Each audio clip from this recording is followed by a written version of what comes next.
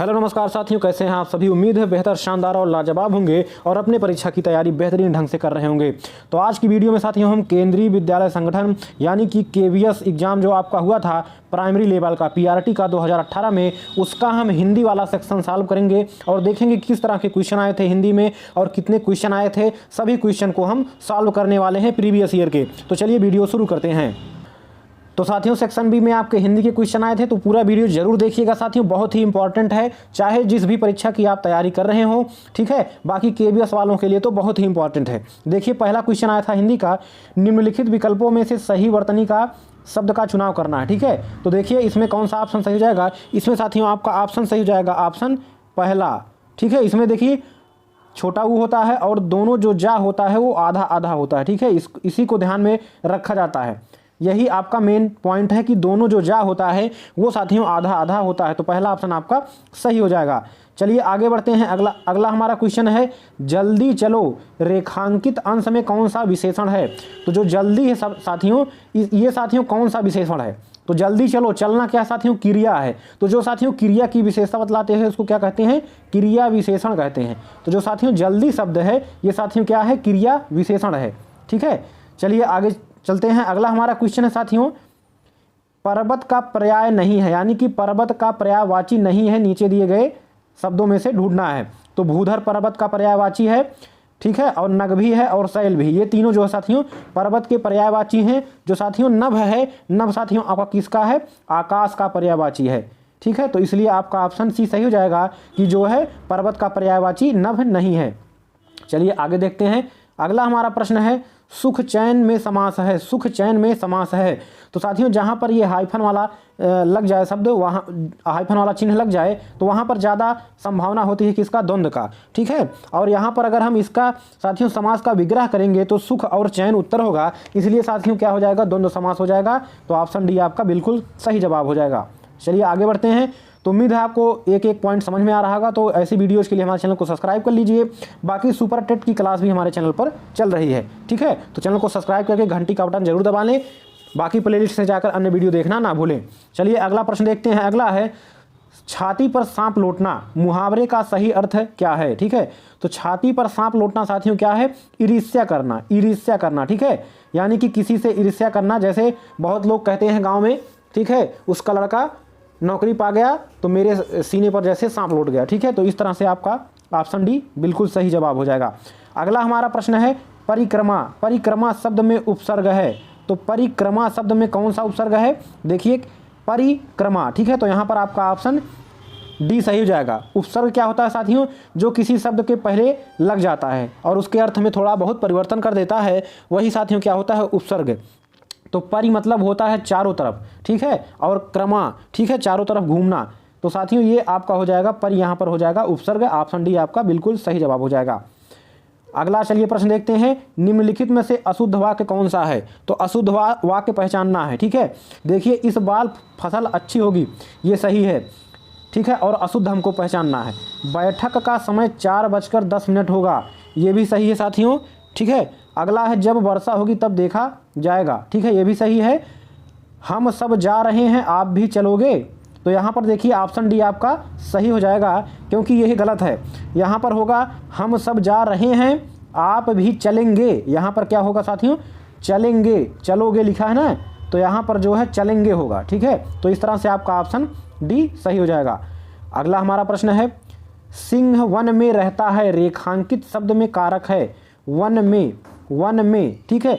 तो जहाँ अगर किसी में रहा जाता है तो वहाँ पर क्या हो जाएगा साथियों, अधिकरण कारक, ठीक है, अधिकरण कारक। ऑप्शन डी सही हो जाएगा, क्योंकि आप पढ़े होंगे कर्ता ने कर्म को करण से या द्वारा। तो इसी तरह से अधिकरण में क्या होता है, में, पे, पर, ठीक है। किसी पर या किसी में, जब कोई किसी में या किसी के अंदर की बात की जाए तो साथियों क्या होगा, अधिकरण कारक होता है। तो यहाँ जो सिंह है वो कहाँ, वन में रहता है, ठीक है। तो इसलिए आपका ऑप्शन डी सही हो जाएगा।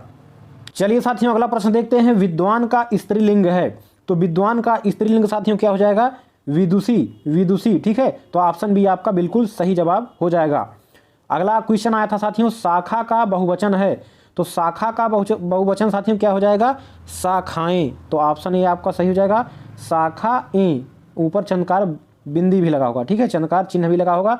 तो इस तरह से आपका शाखाएं हो जाएगा। चलिए आगे बढ़ते हैं, आगे भी 10 क्वेश्चन आए थे हिंदी के, चलिए देखते हैं। चलिए साथियों अगले भाग में देखते हैं, अगला सेक्शन में आपके हिंदी के 10 क्वेश्चन आए थे, ठीक है, तो ध्यान से देखिएगा।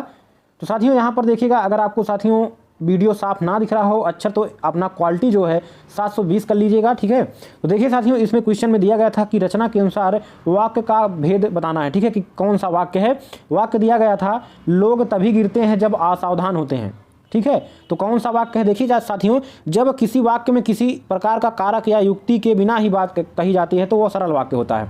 तो यहाँ पर बीच में साथियों किसी भी प्रकार की युक्ति या कारक का प्रयोग नहीं किया गया है, तो इसलिए साथियों आपका सरल वाक्य हो जाएगा। जब साथियों तथा अथवा और से जो साथियों दो वाक्यों को जोड़ा जाता है तो वो कौन सा वाक्य होता है, संयुक्त वाक्य होता है, ठीक है। बाकी जब साथियों जो कि या केवल की इस तरह के योजक चिन्हों से वाक्य को जोड़ा जाता है तो वो मिश्र वाक्य होता है, ठीक है। तो इन सभी चीज़ों को जानना बेहद जरूरी है। तो इसी तरह के क्वेश्चन आपके KVS के एग्जाम में आते हैं।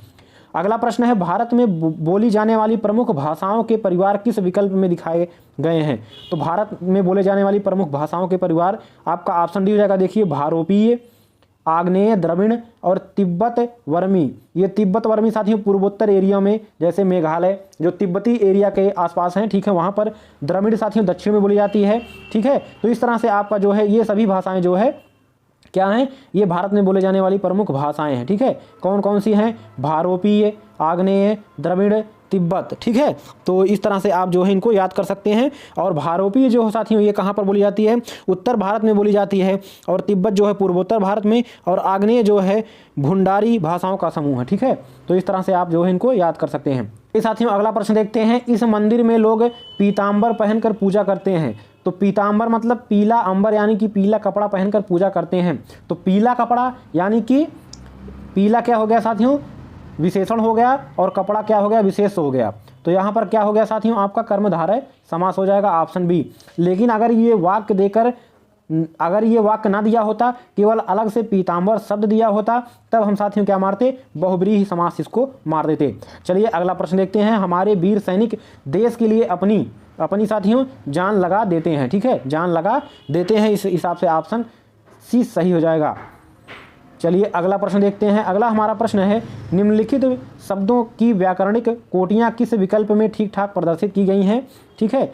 देखिए शब्द क्या है, सुंदरता, अपनाया, आप, उफड़, ठीक है। तो सुंदरता क्या है साथियों, तो सुंदरता आपका जो है क्या है साथियों, संज्ञा है, ठीक है, क्या है, संज्ञा है। और अपनाया क्या है साथियों, क्रिया है। और जो है आप क्या है साथियों, सर्वनाम है। और उफड़ जो है क्या है साथियों, विशेषण है, ठीक है, उफड़ क्या है, विशेषण है। तो ऑप्शन आपका डी सही हो जाएगा। बाकी यहाँ पर देखिए सब उल्टा सीधा लिखा गया, ठीक है। यहाँ पर देखिए, यहाँ पर उफड़ को क्रिया बता दिया गया, तो इस हिसाब से आपका ऑप्शन डी सही हो जाएगा। चलिए साथियों आगे बढ़ते हैं। अगला क्वेश्चन है, संस्कृत मूल के जो शब्द उसी रूप में हिंदी में आ गए हैं उन्हें क्या कहते हैं। तो जो साथियों संस्कृत के वो शब्द डायरेक्टली हिंदी में प्रयोग किए जाते हैं उनको क्या कहते हैं, तत्सम कहते हैं, ठीक है, तत्सम। चलिए अगला क्वेश्चन देखते हैं, प्रतिकूलता शब्द में प्रयुक्त उपसर्ग और प्रत्यय किस विकल्प में दिए गए हैं। तो उपसर्ग साथियों किसी मूल शब्द के पहले जो शब्द लगा दिया जाता है उसको क्या बोलते हैं, उपसर्ग बोलते हैं। और जो साथियों मूल शब्द के बाद लगता है उसको प्रत्यय बोलते हैं। तो यहाँ पर प्रतिकूलता में क्या है साथियों, आपका ऑप्शन बी सही हो जाएगा, प्रतिकूल। देखिए कूल जो है ये मूल शब्द है, और यहाँ पर प्रति जो है क्या लगाया गया है, उपसर्ग लगाया गया है, और ता क्या लगाया गया है, प्रत्यय लगाया गया है, ठीक है। तो इस हिसाब से ऑप्शन बी आपका सही हो जाएगा। अगला क्वेश्चन है, दवाई का बहुवचन है।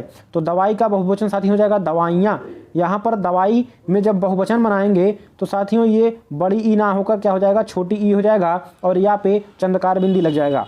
चलिए अगला देखते हैं, श्रीमान का स्त्रीलिंग, श्रीमान का साथी होता है श्रीमती, सभी जानते होंगे। तो ऑप्शन सी आपका बिल्कुल सही जवाब हो जाएगा। अगला है, खड़ी बोली हिंदी में रचना करने वाला प्रथम कवि किसे माना जाता है। तो खड़ी बोली हिंदी में रचना करने वाला प्रथम कवि अमीर खुसरो को माना जाता है। तो उम्मीद है साथियों आपको वीडियो अच्छा लगा होगा और आपने पूरा वीडियो देखा होगा। दोस्तों में शेयर करना, चैनल पर नए सब्सक्राइब कर लीजिए, प्ले लिस्ट से जाकर अन्य वीडियो देखना ना भूलें। तो अगली वीडियो मुलाकात होगी, तब तक के लिए नमस्कार, जय हिंद, वंदे मातरम।